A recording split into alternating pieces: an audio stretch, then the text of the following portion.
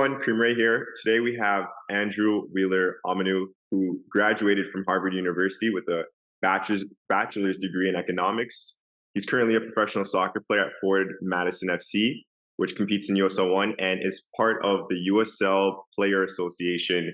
Andrew, thank you for joining us today. Yeah, good afternoon, man. Thank you for having me. So let's go to the beginnings of times. How'd you get involved in the beautiful game? Uh, I grew up playing. My father uh, immigrated to this country in like the 80s from Nigeria. And my mother is American born.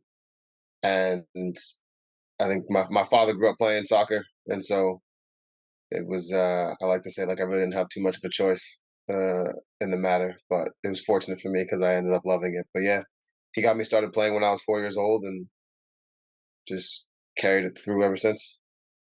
Nice. And at what point in your life did you say you want to take this serious? Make money from this game and go pro. Um, it's a weird question because I don't think I ever thought about it as making money. Um, I just I wanted to play pro. I wanted to be as successful as I could be. I wanted to be as good as I could be. And that probably started occurring to me around the age of 11 or 12. That's about the age as well that I started. I think it was 10 or 11 when I started playing for club teams as opposed to like my town teams or travel teams. Um, but yeah, so I'd say around 11 or 12. And like I said, the goal was never to make money. Obviously, if I was good enough and successful enough, like making money would have been a byproduct of that. Um, but yeah, I aspired to be a pro so badly, and that's really all like I was focused on. Understood. And Harvard University is a very well-known school around the world. Was it always planned for you to go to that university, or? Yeah, so for again, similarly, I was a very like focused kid. Um, kind of through the help of my parents, like had a path that I wanted to walk down.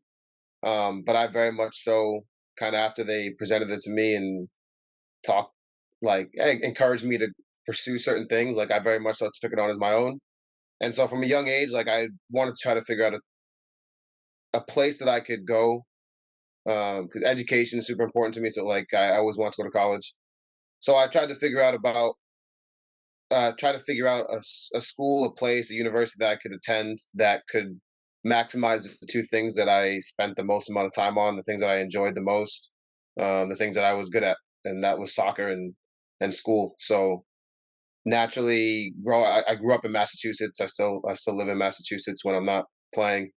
Um, so the Ivy Leagues and other really great prominent schools. This part of the country, Massachusetts, New England in general,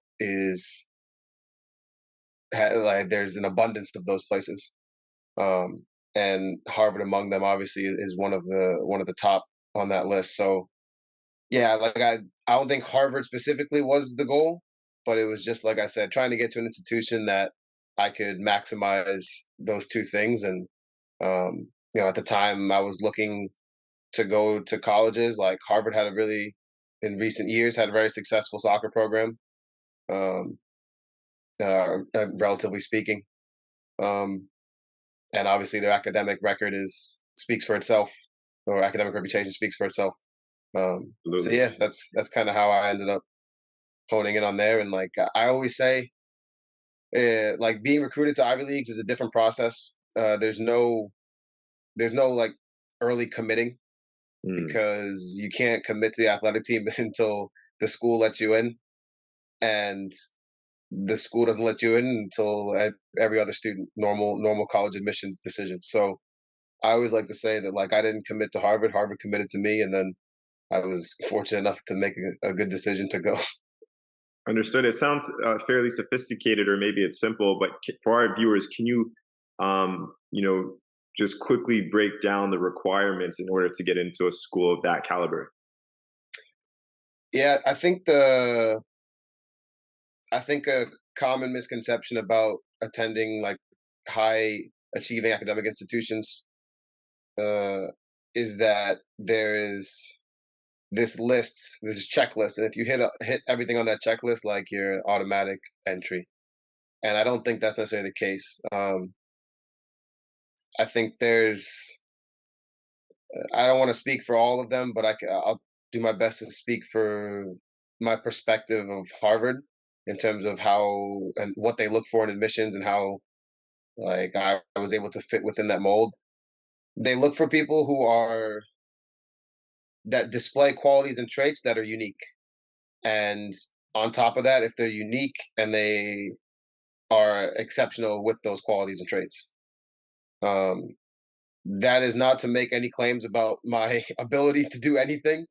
Um, but yeah, like I'm not going to sit here and say, oh, I had a 5.0 GPA on a weighted scale. Like I had 2400 SATs, which at the time SATs were at 2400. Now they're at 1600. I think I didn't take the ACT, but I think the ACT still at a 36. Like I didn't have all these top of the chart scores and everything. Um, no, I was no academic slouch. I was really fortunate to go to a very highly respected and rigorous high school, prep school, Roxbury Latin School in West Roxbury, Massachusetts, that prepared me well for college life and college academics. Um, and so, yeah, like I was a good student, and I was a very good soccer player at that time. Um, and I think my personality, my again, I guess what somebody would describe as like your little like resume of things you do in terms of your academics, athletics, extracurriculars. Like those were strong, but ultimately, I think I had four different interviews with different parts of the university, whether it be alumni interviews, athletic interviews, admissions office interviews. Um, so it was more of a um, holistic like application by me in terms of I think how I was viewed uh, by Harvard as a whole. Yeah.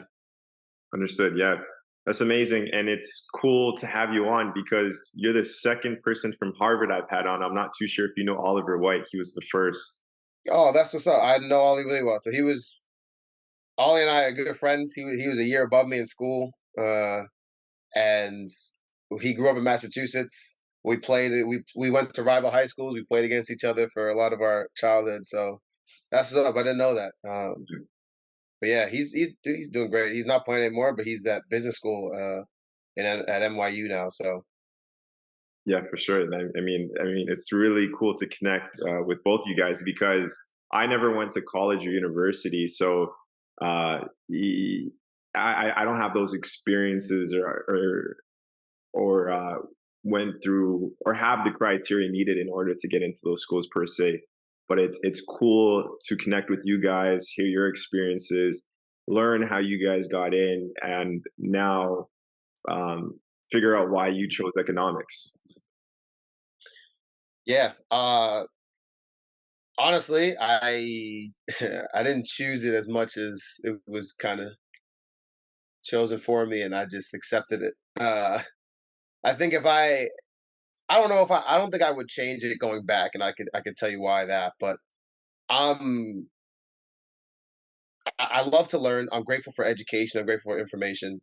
I'm a strong proponent of the the phrase or mantra, whatever it is, like knowledge is power. I believe in that very heavily, and I'm a very curious person, so I seek knowledge as much as I can in anything. I think what was of most interest to me at that time, when I was 18 years old, 19 years old, trying to figure out like what I wanted to concentrate in, I didn't feel overly passionate about any particular path because I was so focused on soccer, to be honest. Um, but if there was one path that I did feel passionate about, or at least stronger passion for than others, it was actually philosophy. Like I wanted to be a philosophy major. Um, but I was advised that that's not maybe not the most practical thing to do. um, and it's good at advising. Not that it's wrong, um, and not that it's right either. But it was enough to convince me at the time to go with economics. And the reason why I look back on it and I say like like I didn't enjoy it as much as I would have liked to going through it. Um, but why I say like I don't know if I would actually make a different decision is that I realized when I got out of college, um, I spent a lot of time reading. I still do. This past year it wasn't as strong, but like most years I read quite a bit. Um, and what I realized is that in my free time, reading for pleasure, reading for leisure, I am very comfortable and willing to read philosophy. It's very enjoyable for me and it's a good time. I don't know if I had majored in philosophy, if I would be as comfortable and willing to read economics textbooks and economic books and whatever it may be. And so from a general knowledge perspective, I'm glad that like when I turn on the news and people talk about like interest rates or monetary policy or fiscal, like I know what they're talking about, and I have an understanding of how economies work in the world and how governments work and how, uh, yeah, like not necessarily how business works, but more so how economies work. Um, and so I'm grateful for that because again, it fits into my life philosophy of collecting as much knowledge as I can and as many topics as I can. Um, so I'm appreciative for the educational background that I had in economics, um, even though it probably wasn't my preferred thing that I would have chosen at the time. Yeah, very valuable tool. As you know, not a lot of people know or understand what's really going on around the world. So, a very valuable tool in the box for you. Um, with saying that, just to tap into the philosophy a little bit before we go back to the soccer, what's your favorite quote or philosophy? I'm not too into. I love philosophy and wisdom and stuff like that, but what's your favorite piece? I guess to share it on the records. Um, I don't know if I necessarily have favorite philosophical quotes. I have favorite um like subjects within philosophy. So I'm a big fan of Stoicism. Uh and What is that? uh it's really a way of carrying yourself, a way of behaving. Like it the word is fairly self-explanatory, like being stoic in the face of whatever it may be. Um One of the original kind of documentations and practices of Stoicism was the Roman Emperor Marcus Aurelius, and he wrote essentially it's called Meditations, and it was him just kind of like reflecting on his experiences, reflecting on his experiences in battle and war with ruling, and how he approached kind of maintaining steadiness through it all, or trying to maintain steadiness through it all. Um, and that practice or the effort to engage in that practice of just kind of being stoic or measured in the face or in response to anything that comes at you is something that I value highly and try to implement in my life as much as possible. Um, so yeah, like I like stoicism a lot. There's others as well. Like I um there's this again school of philosophy called utilitarianism, which essentially says like you apply any experience in your life, you apply the term of utility to it, and trying to figure out um, how much or how little you should have of that thing in your life. You determine how much utility it brings you, and if it brings you more utility, you try to have more of it. If it brings you less, you try to remove it. Um, and again, it's a very like logical and rational and practical way of trying to identify the things that you should have in your life and the things that you should try to remove from your life. And it's probably overly academic, but just the thought experiment of it is fun for me, and I like the tenets of that school of philosophy, and reading about them and learning about them. Yeah, just to tap into that, it kind of reminds me of running Facebook ads or any type of ads of killing losers and keeping winners and scaling. So I like that. Yeah, for sure, and that's a good analogy. I don't. I think that's a really good analogy. Yeah. Tapping back into soccer, how and when did you sign your first professional soccer contract? Um, so I got drafted in in the MLS draft, Super Draft in 2017, January 2017. Wait, so before you tap in, I think this is pretty interesting because I've asked a couple, like two or three guys that have went through the draft and got Hmm. stuff like that, and I thought it was pretty interesting because it was pretty manual. It wasn't streamlined, or they had to go to the website and find their names and then Hmm. stuff like that. So can you please share like your full experience with us back in 2017?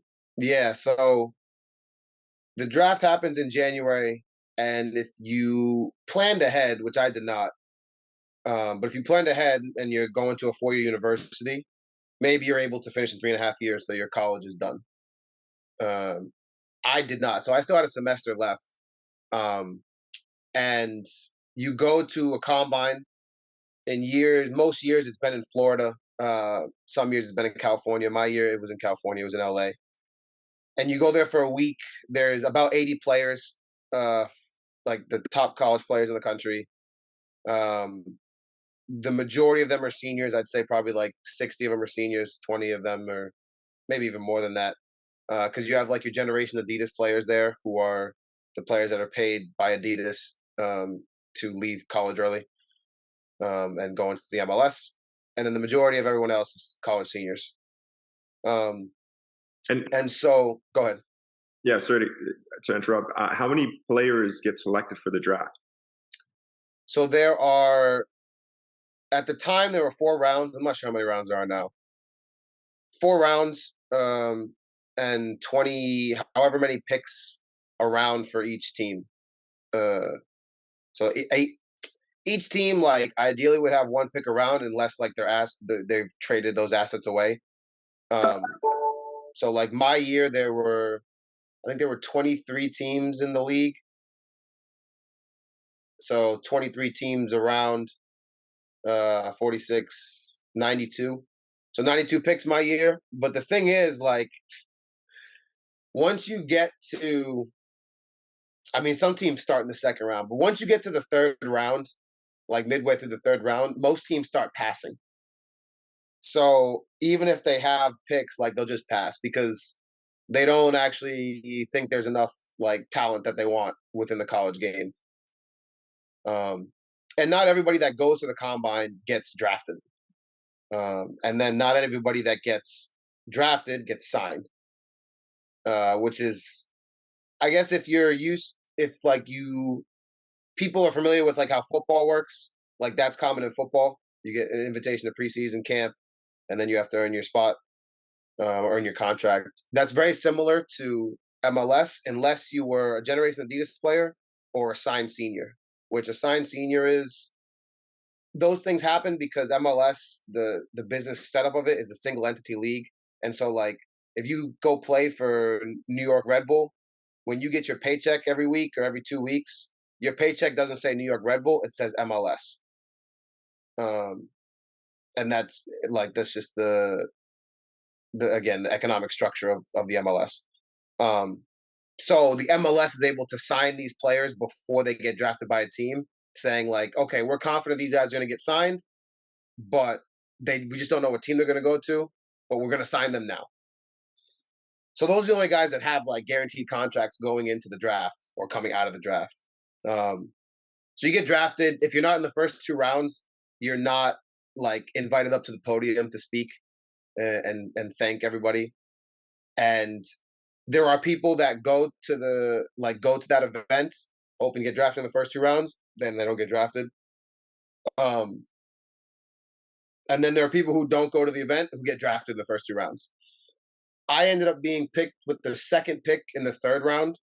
I did not go to the event. I wasn't expecting to be taken in the first 2 rounds. I didn't know if I was going to get taken at all. Um, in your week when you're at the combine, you get divided up into 4 teams of 20 and you play 3 games. And during the week, when you're at the hotel, the coaches and GMs and technical directors of all the clubs come and meet with players individually. So they'll tap your coach who's coaching you at the combine this week and say, hey, like we want to meet with this player. This is the time, 4 o'clock in meeting room B in the hotel. So some players met with all 23 teams and some players met with like 1 team. Like I met with 4 teams. So like didn't have the busiest week, but at least I had some teams. But yeah, so I got drafted by Atlanta United, went to preseason camp, was there for 2 weeks. I went back to school. And when I left, they were like, hey, we're gonna call you in a few days to let you know if we're gonna sign you or not. So I went back to school for a few days. Like I left on a Sunday. On a Wednesday, I got a call. They decided to offer me a contract. And then I flew back at the end of that week and then went about in a very the best way to say it is like in a very finessed way, being able to finish my college degree that semester, but also be in Atlanta and play with Atlanta United. So that was kind of, I may have skipped over some things, and if you have questions about the process, feel free to ask. But that was kind of the process of drafting and becoming a pro. For sure. I appreciate you taking the time to share that, because I think you really explained everything in a good amount of detail for the viewers that will come across this video. And our viewers want to know how to go pro. So I think that was very valuable what you shared. And I guess just to drop a note, when I was coming up trying to go pro, there wasn't information like this around. So that's why Yeah. I'm doing it. So I appreciate it. How did it feel? This is your first professional contract that you're signing. How did it feel? It was awesome. Yeah, I guess the part of the thing that I left out when getting drafted, to your point about like people would go to a website and check updates. So like there was a live stream, but it was not updating appropriately. So I actually got a couple texts from friends who were also watching the live stream saying like congratulations, but again it was updating poorly, and they congratulated me about going to teams that like being selected by a team that I didn't get selected by. And eventually figured out which team it was, and then the GM called me later that like maybe an hour or so later and was like, hey, just let you know, like we drafted you today. And I was like, yeah, no, I was watching. But so yeah, so that I just wanted to fill that last part in. Sorry. Yeah. How it felt was amazing. So after I did my first 2 weeks and went back to campus, like I had a conversation with the coach before I left, and he was happy with me and wanted to sign me.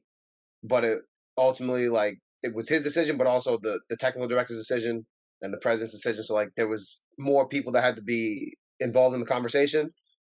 So I didn't know if I was gonna get signed. But I remember when I got the call and the GM told me, and I was just like, I was ecstatic. Like I was back in my dorm in college, and I was just like, this is like everything I had been working for.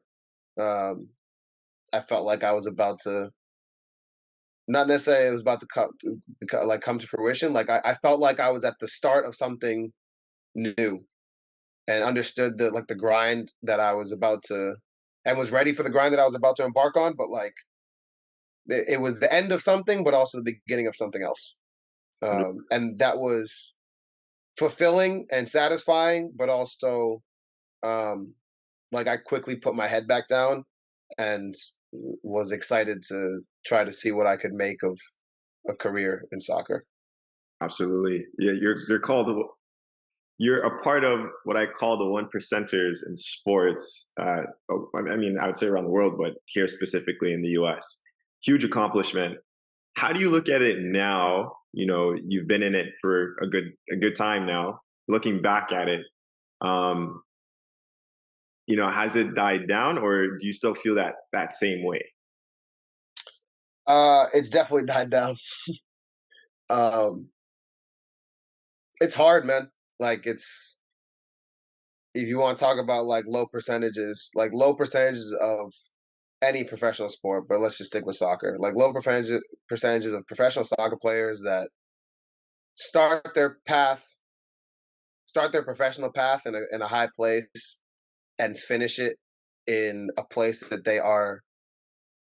I think everyone's always going to have things that they're unfulfilled or unsatisfied with, but like for the most part, and if they finish it in a place where they're very satisfied with what they've accomplished and what they've achieved and what they've been able to be a part of, uh, whatever the percentage is, it's point zero something probably.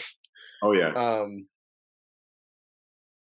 it, prof- Playing professional soccer, I can't speak for other countries, but I'm sure it's equally as difficult and equally as um, mentally demanding and mentally taxing. Um, Having had plenty of conversations with guys who have played in other countries and gone through systems in other countries, it's not for the weak of mind. It's not for the faint of heart.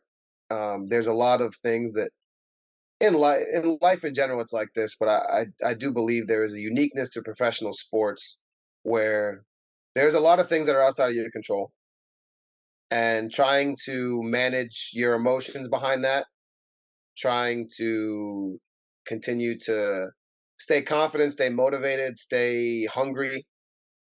Um, I think every athlete goes up and down with those things, whether they're professional or not. Like that's just this is how athletics are. Um, and so I still have a lot of appreciation and gratitude that I couldn't express fully um, for the path that I've taken. But to say that I have an equal amount of excitement that I once had would not be true, because there's just been it's been a long, tough path, and 6 years. I just finished my sixth season. In one regard, it's long, but in another regard, like that's not a lot of time. Um, so it's yeah, like there's lots of things to think about, and I'm sure I don't even have a full understanding of where I actually am with everything, but I definitely know that I am not as excited on a day to day basis as I once was when it first happened for me. Understood. And I think that's pretty interesting because, going back, oh, I apologize for this 10-minute. I don't have a plan with Zoom. No, Uh, no worries. but it's pretty interesting because when we're younger, we think it's going to be all sunshine and rainbows through the end, until reality kicks in and what it become like what we realize it to be through time, um, which is fine. And then again,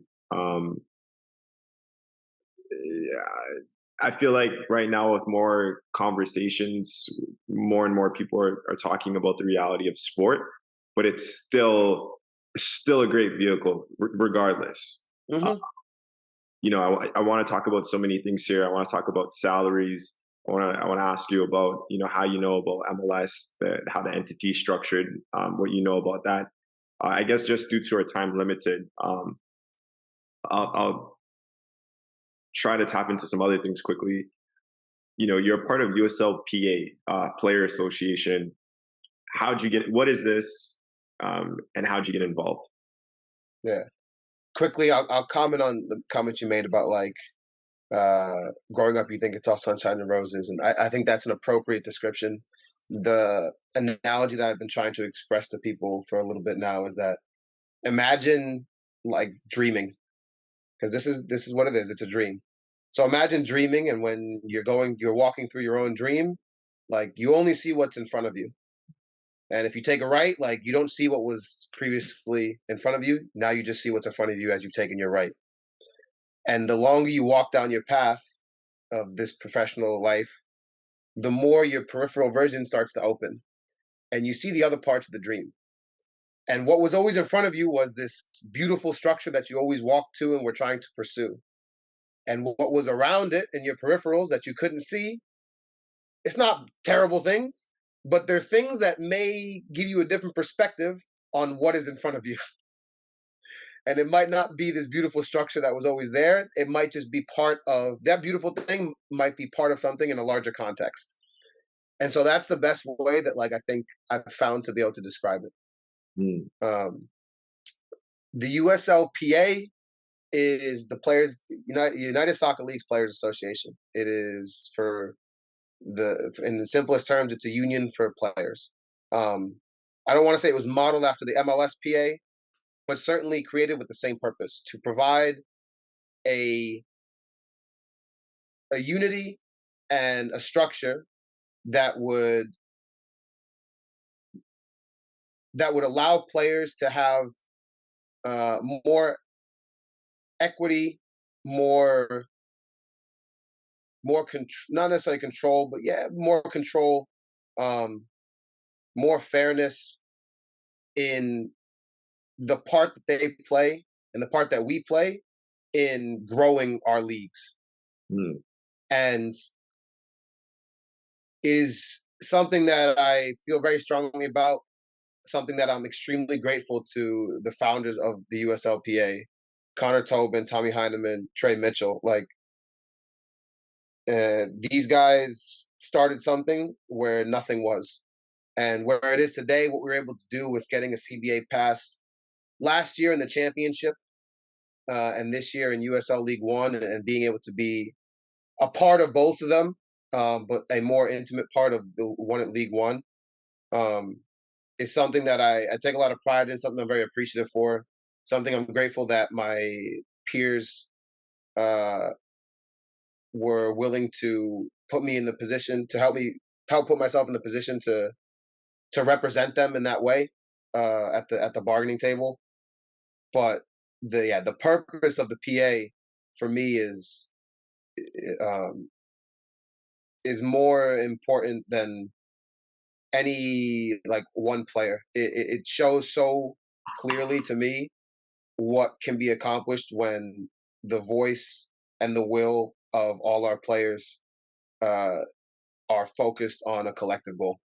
Yeah, everyone comes together. I've seen a little bit on Instagram, very powerful. And that's how you get in. My question is, what year was it founded and what year did you get in?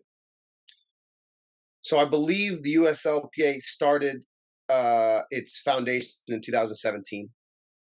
And at first, I think it was, I mean, it wasn't called the USLPA at first, but it was for, the name is not necessarily the most relevant thing. It's more so for,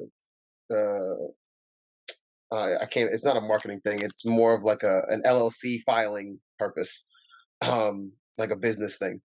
But started in 17, was officially recognized by the USL as a bargaining partner, I believe in 2019. And bargaining started in 2019, I believe at the end of 2019, on the championship CBA.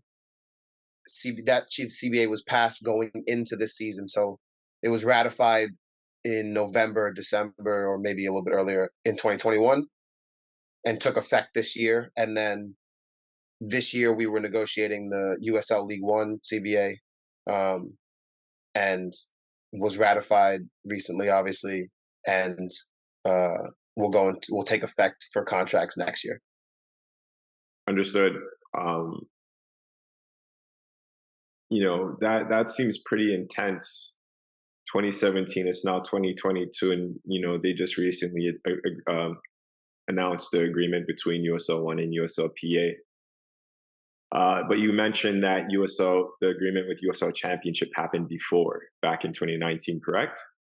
So the process of getting to the table to collectively bargain between two parties, there has to be a recognition by the and the specifics of this I'll probably get not entirely right or all entirely wrong, but the league had to recognize this as bargaining partners before we could actually go into negotiations. What does bargaining partners even mean? So it means that you agree to collectively bargain in the best interest of all parties or at least, sorry, not the best interest, the collective interest of parties uh, that pertain to the working conditions of your industry, or your company, whatever it may be. So it's like if if a group of workers wants to unionize, they can't negotiate unless they're recognized as bargaining partners. And if you deny the recognition of bargaining partners to your workers, like that's not a good that's not going to be a good thing to begin with. Um, but it's just kind of like a paperwork process that you have to go through. Um, so players unionize, recognized as bargaining partners, and then I believe bargaining started on the championship in 2019. Understood. And that's Yeah. pretty interesting how it started with USL Championship first, and then after USL One was after. But I guess because USL One was, I'm not too sure it was started, but it was started after USL Championship. So Much later. I can't remember the exact time that the current owners of the USL took over. I want to say it was 2008, but I'm not positive. But USL League One didn't start until 2019. yeah, there And you go. so when they were already starting bargaining for championship, League One was in its first year. Hmm. So what year did you get in? So I 2 years in MLS, and then 2019 I signed with FC Tucson in League One for their inaugural season of League One, and obviously of FC Tucson in that league. Um, I played with FC Tucson and Phoenix Rising in the championship that year, and then I spent 2 years in the championship with Sacramento Republic, and then this year I was back in League One with Forward Madison. Nice. What year did you get in with USLPA though? Was a team representative for Sacramento in 2020 and 2021, Okay. and then this year was a team representative and then a bargaining committee member with Forward Madison. Nice. What does your day to day look like working with USLPA? It goes up and down. So if I'm talking just about like the CBA negotiation stuff, um, earlier on, like there was a process that we went through. So we go through like an information request from the league where they give us back all the data that they have, all the economic that they have as a league, as teams, and then we go through it. And this is what allows us to come up with economic proposals, um, for a potential agreement. Um, and so there's, we go through it. There's Excel documents, there's Word documents, there's charts, there's data to go through. And myself, my other committee members, Kalen Fox, Vincenzo Candela. Kalen Fox played for FC Tucson. Vincenzo Candela played for Richmond Kickers. And then our executive director, and one of the founders of the PA, Connor Tobin, um, who it was instrumental in like orchestrating all of this. By far does more work than any of us. So I have a lot of appreciation, respect, admiration, and gratitude towards him. We would meet as much as we needed to in order to prepare for our next meeting with other parties. There were also meetings within that where we would meet with our lawyers, our legal team. We had 3 lawyers, as well as a union union representative from the union that we have a strategic partnership with, who are called CWA, and he would also be in those meetings. So our legal team, along with his name was Jeff, they would all come into our meetings so we could talk as a group about our strategy, about what's important to us, where our priorities lie, for what we're going to go into our negotiations. Our legal team was fantastic. They were the same legal team that helped us through the championship one. Our lead negotiator name was Jasper,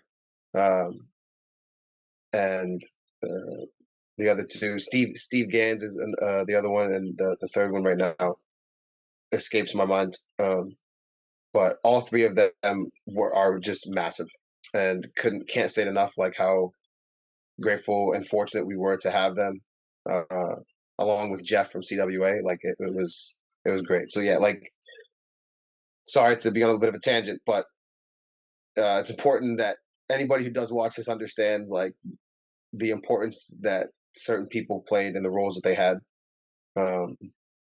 But yeah, so my day to day was just that. So there was weeks where we would meet 3 times a week, and we'd also do individually, a couple hours of work a day, trying to get to a place where we have our own ideas that we're going to bring back to the group and discuss them. And then once you start meeting with the other side on the table, so the USL and also the committee that represents the owners, the group of owners.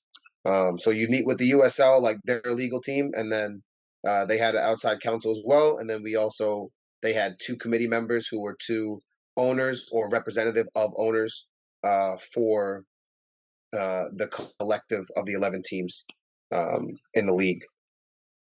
And you'd meet over Zoom, and those sessions are scheduled for 3 hours.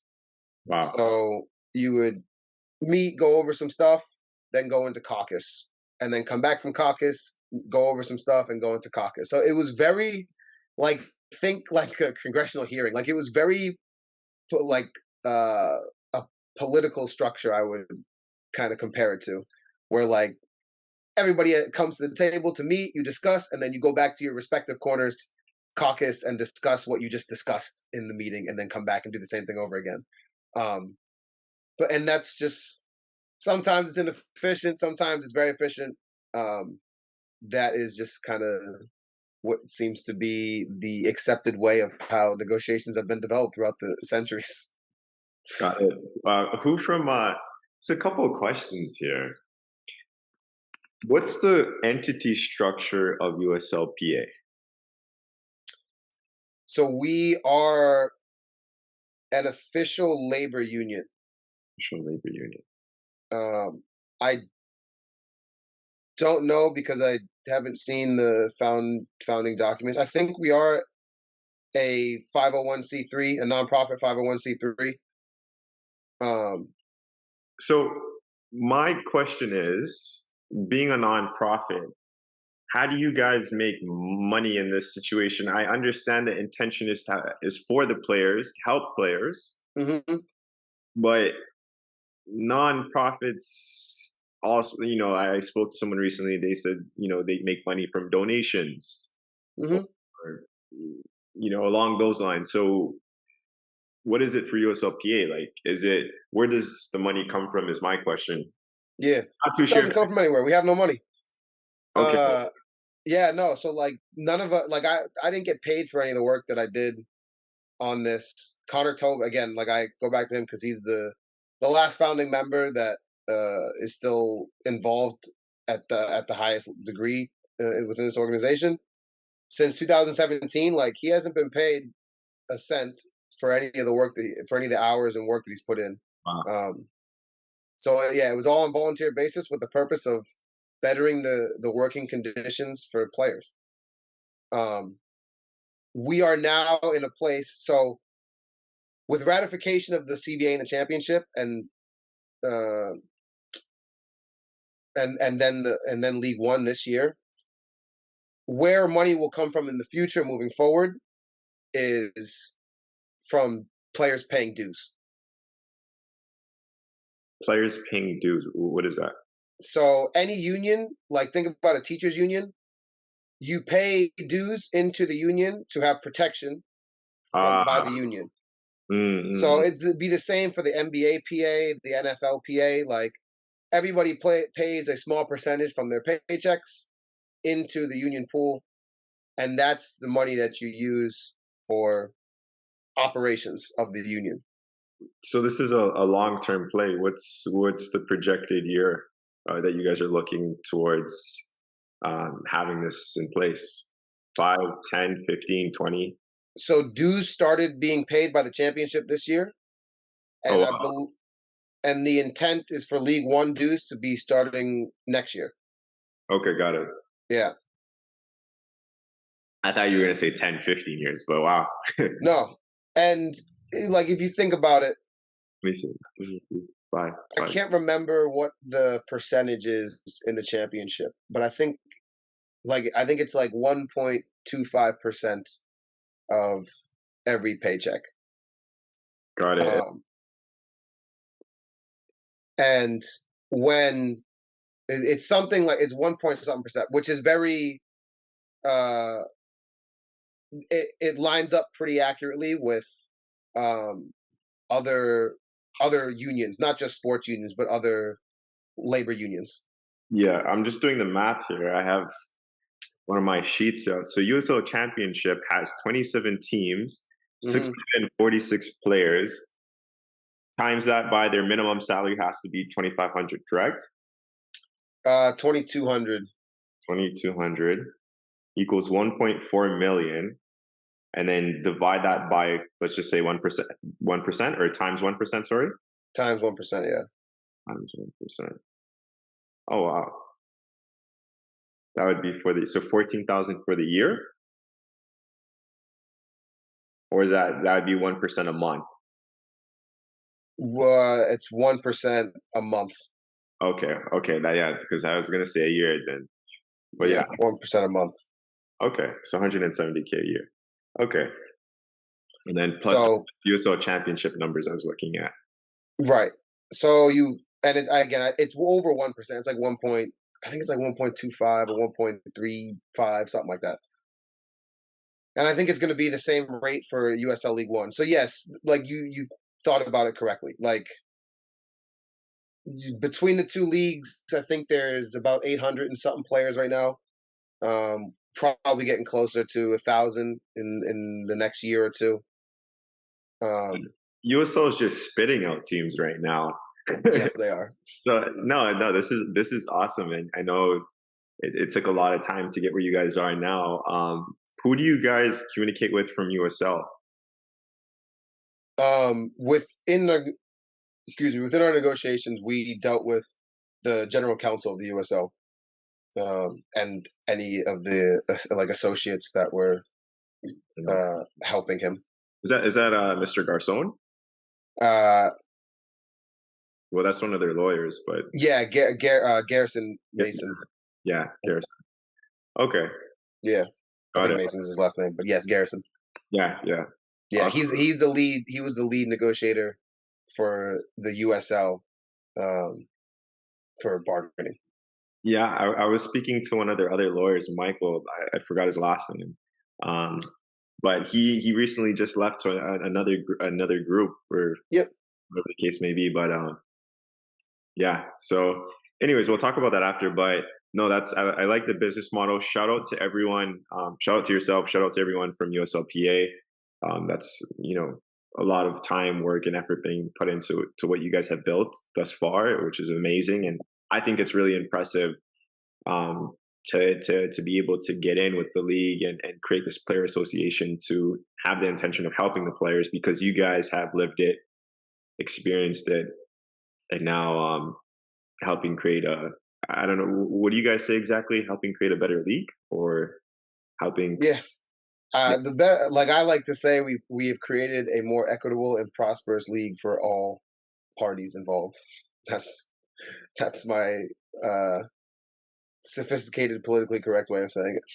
Yeah, I like it. I admire it from a distance, and I think it's amazing what you guys are doing. Leading Thank you. towards the end here, um, I want to ask you two things. I want to ask you what are three things. What advice would you give with up and coming aspiring soccer players that want to go pro? What advice would you give to them? Three things. Um, how old?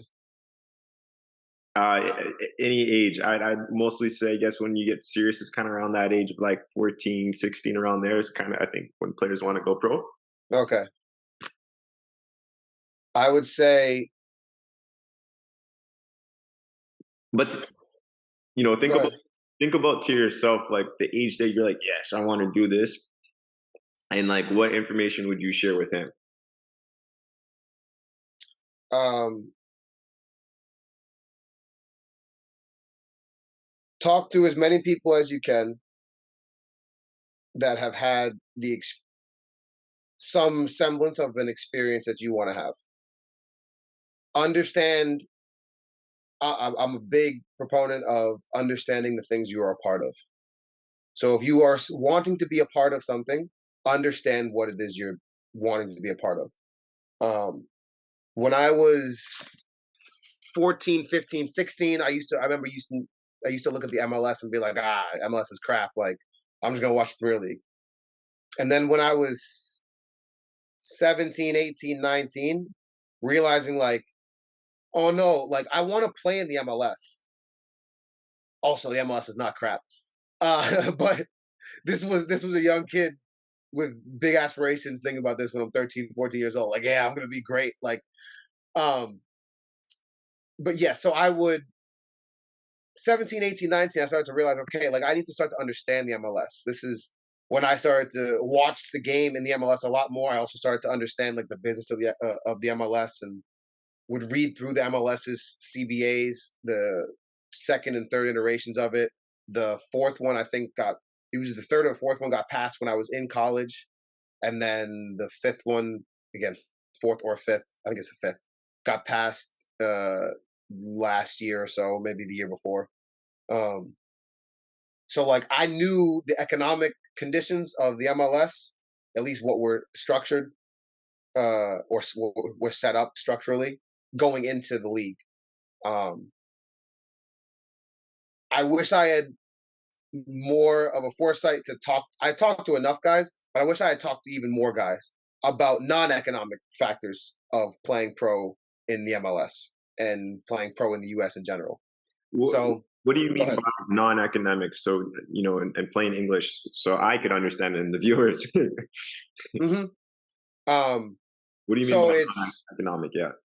what what is it like what is it like being on teams with players from South America, from Europe, from Africa? What is it like being in an environment where your coach doesn't speak English?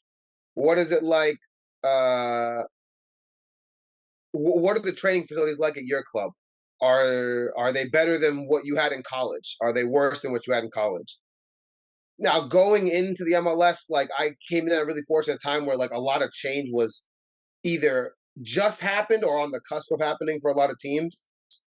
The majority of teams now, 6 years removed from when I came in, like are in from where they were in 2017, where they are now. It's ridiculous in terms of like the facilities, the infrastructure, everything they have. Um, and every new team that comes in continues to raise like one up the last team that came in. And I was really fortunate to be a part of an organization that was. I don't want to. I have bias because I love Atlanta United and I'm grateful for the opportunity that they gave me. So I'm not going to say I'm trying to remove my bias and not say like, oh, like they did it better than anybody else before them. Like, listen, like Toronto came into the league and pushed the envelope. Seattle came into the league and pushed the envelope. Kansas City has had a great facilities for a long time. This is where they do a lot of U.S. soccer coaching training events. Um, so it's not that teams before Atlanta didn't have great facilities. Some did, not all, and not many, but some did. But Atlanta's facility like set the standard for how everyone would come and look and be like, okay, this is what we're going to invest our money in the next 3 to 5 years, Hmm. and that's where the league is now. So that's what I mean by like the non-economic factors, like understanding the player experience, not tied to how much I'm going to make, but tied to okay, what's it like to go to training? Like, oh, do you go into your facility and do you guys have breakfast given to you? Do you have lunch given to you? Oh, you're responsible for this. Like, how early do you have to get to training? If you have training at 10 a.m., do people show up at 9:45? Do people show up at 9? Like, what do you do? All those things. Hmm. What goes into being a pro? Like, how do you spend your free time? How much free time do you actually have? Because if you're going from college where, yeah, you have free time, but you also have a structure, and then you're going to pro, and you realize you get done with training by noon, and you have noon till the end of whenever you want to close your eyes, 3. That's a little different than college. Plus, you're getting paid, so you got money to do something that you want to do, whatever you want to do. That's right. So you want to spend your time playing FIFA all day, which is, if you do, that's fine. Or do you want to read books? Or do you want to learn an instrument? Or do you want to go get a second job? Do you want to coach? Like, whatever it is, understand what people that are in those positions now are choosing to do, and then help that try to guide your decision and what you would want to do. I think that's a very powerful, valuable point that you're sharing right there. And a lot of things are changing. We're seeing more players start YouTube channels, share insights into the pro world, what it's really like Become Elite or William Accio from the CPL that actually just, he's in another country right now. I'm not too sure where he's playing pro, but very powerful point. Leading towards the end here, I have 10 fun questions.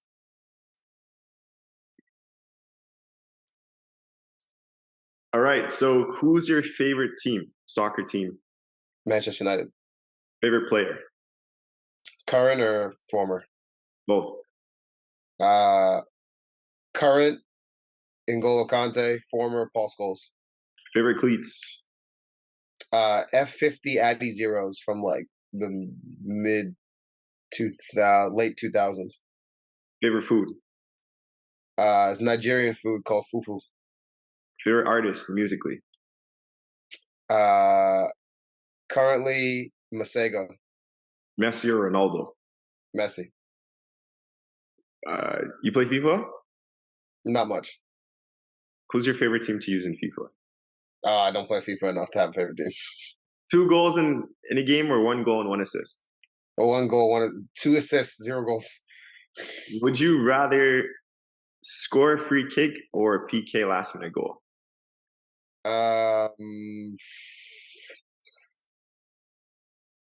PK. If you were a coach and you were able to sub in any player in history to win you a game, who would it be? Gareth Bale. Well, Andrew, before we go, I want to thank you for taking the time to join us on the One Soccer Nation podcast today. Appreciate you for having me, man.